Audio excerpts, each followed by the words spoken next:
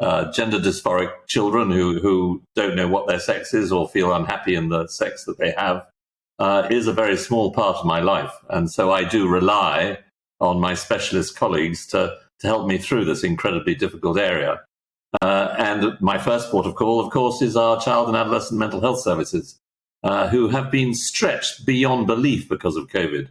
I'm faced far more often than gender dysphoria issues than teenagers trying to kill themselves because they've been locked in with their parents for 2 years. And so the CAM services in my area and every area around the country are hugely overstretched. And so they need to have a referral outlet, a tertiary referral outlet for gender dysphoria, because they are very good at supporting people with psychological issues in the main. But this is a very complex area. And if I might just sort of, do you want me to go on, or shall I shut up there?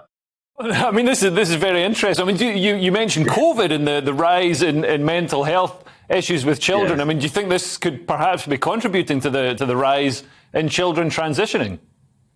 I think that could very well be it. I mean, I think there was obviously a pent-up demand, and as you say, 3,000 referrals a year into the Tavistock is a huge number for one clinic to deal with.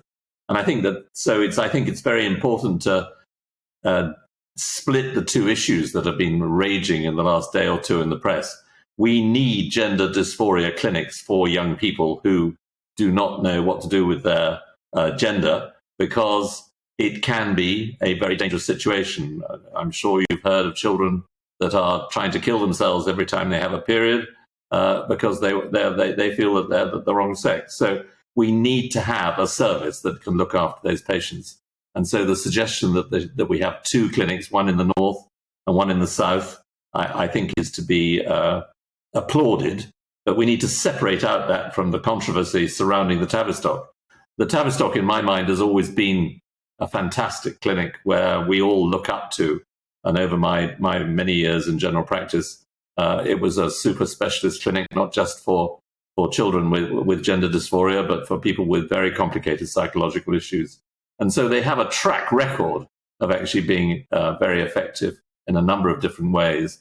And so part of me feels that they have been wrongly accused and painted as being out of control with children with this particular problem.